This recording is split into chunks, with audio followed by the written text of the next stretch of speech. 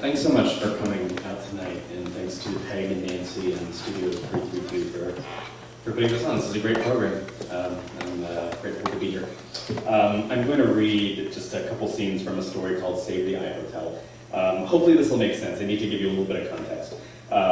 It's a story about two old Filipino men named Fortunato and Vicente, and the story in the present most time takes place the night that they are evicted from the International Hotel, which was a famous eviction in San Francisco in 1977. Human barricade of like 3,000 bodies trying to protect its final tenants from being evicted. And most of those tenants were old Filipino men who'd come to the United States in the 20s and 30s, lifelong bachelors because the anti-miscegenation laws prevented them from bringing wives over. So the story takes place there, but it also goes back and forth between that night and the past. So the scenes I'm going to read to you take place when Fortunato and Vicente first meet in 1934 in San Francisco. Fortunato has been working the asparagus fields in Stockton at the time, and he's not too pleased with that existence. So he's taken his first trip to San Francisco, and that's where he meets where he meets Vicente, and the two of them hang out. They walked up and down the streets, and Vicente named them. Kearny, Washington, Jackson, Clay. Certain blocks felt more familiar than the rest, those lined with small eateries and shops named Bataan Kitchen, the Manila Rose Cantina, the Lucky Mabuhay Pool Hall. All around, Filipino men smoked, laughed, drank from silver flasks, hollering for each other and darting across the street as if this city had been theirs from the beginning. And sitting on the top step of an apartment building was the oldest Filipino Fortunato had ever seen in America, gazing at the moon as if it held the face of the one he loved. "This is Manila Town," Vicente said. "Our small place in San Francisco. It's just like home, huh?" Fortunato shook his head. This was better. They continued walking, and Vicente told his story. He came here alone from Manila at the start of 1933, scrubbed toilets and floors for a miserable half year before finding better work as a bellhop in the Parkdale Hotel, a decent job with barely decent pay, but the best you could do in times like these. "It's hard out here sometimes," he said, slowing his pace. "You get lonely, you get scared." His voice trailed off as though these were his final words for the night, the truth he finally had to admit. But then he stopped, turned to Fortunato. "So you be tough, okay?" He smiled, then punched Fortunato in the arm. Hours passed, bars and restaurants closed. They found themselves at the end of the city and walked along the Embarcadero. "Look there," Vicente said, pointing toward the water, and through the dark, Fortunato saw it, the beginning of the Bay Bridge. It would be the longest steel structure in the world, 8 miles connecting San Francisco to Oakland.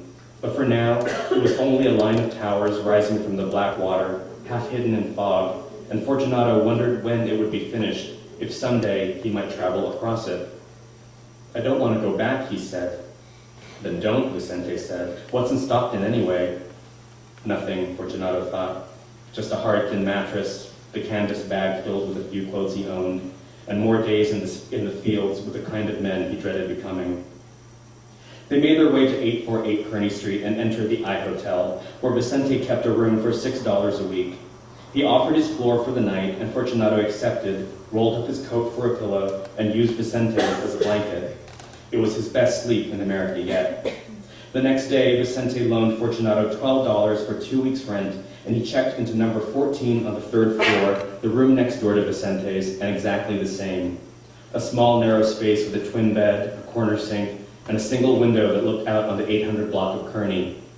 Below, Fortunato could see 2 Filipino groceries, a barber shop, a Chinese laundry, and on the rooftop across, an unfinished billboard with a half-painted picture of a crate of apples, the word "new" written in yellow letters beneath. "Not much of a view," Vicente said. Fortunato opened the window, letting in a breeze. "It's good enough for now," he said. Fortunato had left Stockton with no money and no plan, but in the beginning, San Francisco worked the way America should. He had a friend, a room of his own, and soon after, a bellhop position at the Parkdale Hotel. Vicente lied to get Fortunato the job. He told his boss that a cousin with 3 years' experience as the houseboy of Seattle's ex-mayor had just arrived in the city looking for work. "I told them I've known you my whole life," he explained, "so so you try to act like it. The following morning, they caught the first cable car on the California line, rode to the top of Nob Hill, and stepped off at Powell and Mason. Straight ahead was the Park de la Hotel, 7 stories high, 20 windows across, and from where Fortunato stood, it seemed the rest of the city had vanished behind it. Inside, a dozen marble pillars held up the lobby's mahogany ceiling, a brass staircase spiraled upward, and in the copper elevator doors, Fortunato could see his reflection. His bellhop uniform fit tightly and made him stand up straight. His pomade slicked hair gleamed under the light, and the dozen buttons on his coat could be mistaken for gold. Those months in the field stooped over into dusty heat, the brim of his hat casting an unending shadow on his face. That was someone else's anonymous life. Now, when Fortunato crossed the lobby, he would welcome guests in his best English, and they, in turn, regarded him with courteous smiles. But the best times in the day, those moments when he believed he was where he belonged, were when he passed Vicente in the hallway or on the stairs. Vicente would nod with a quick smile of recognition, and sometimes, when no one was watching, he would reach out and punch him in the arm, just below the shoulder. At the end of Fortunato's first month in the city, Vicente raised a bottle of Chinese vodka to the night sky and said, "To Fortunato, the finest houseboy in all of Seattle." He took a swig and passed it over. Fortunato drank and swallowed slowly to ease the burn. They were on the 3rd floor fire escape of the I Hotel, too tired to change out of their uniforms. They sat for hours, laughing as they reminisced about the night they met, as though it had happened years instead of only weeks before. But as the night grew darker and colder, their faces turned serious, their voices quiet. "It's good that I found you," Vicente said. "Finally, someone I can talk to who doesn't whine about life." "You can't listen to them," Fortunato said. "They'll just get you down." "But it's tough. I have no family, I have no wife, no home of my own." "Those things will happen," Fortunato said, "I promise." "But it's better here, yeah?" Vicente said. "We were right to come." Fortunato leaned in, so close he saw Vicente's eyes glisten, and said yes. They let moments pass in silence, and a solitary car drove down Kearny. "I'm drunk," Vicente said, setting the bottle of Chinese vodka by Fortunato's feet. "What's left here is yours." He rested his head against the brick wall, blinked slowly until his eyes stayed shut.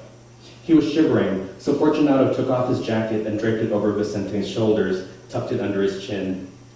His hands were just below his jaw, then a finger at the edge of his lip.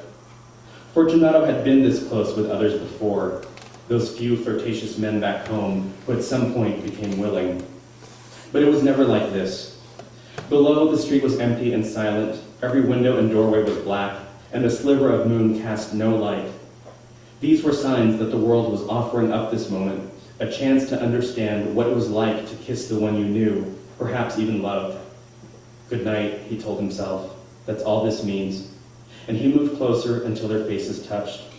He kissed Vicente, and just as he was about to apologize, he felt Vicente kissing him too. Then Vicente turned away. "It's late," he whispered, eyes still closed. "It's time to go back." He got to his feet and climbed through the window, and Fortunato watched him walk down to the far end of the hallway, where he unlocked his door and shut it behind him. It was almost light when Fortunato finally returned to his own room. He sat on his bed with his back to the wall, listened to Vicente on the other side, breathing and turning in his sleep. Later, just before work, Vicente opened Fortunato's door, already dressed in his uniform. "Come on, slowpoke," he said, snapping his fingers twice. He made no mention of the night before, only that his head still buzzed from the vodka they had shared. Then he hurried down the stairs, and Fortunato slowly got up, and when he saw his face in the mirror above the sink, he understood how this would go, as it did back home, with silence and forgetting, the only way he knew. All that became of their kiss was longing. Fortunato began counting off days and weeks since it happened, believing that enough passing time would blur the night into one that perhaps never happened at all. But it only brightened in his mind, and when months dragged into a year and then another, it was an absolute truth. Once, long ago, they had kissed.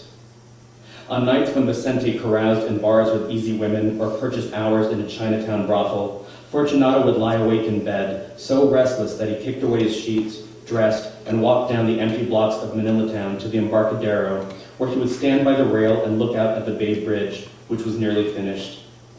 Its progress was evidence that the world still turned forward, leaving behind a night when he was truly happy and the moment he was utterly and finally known. Thanks.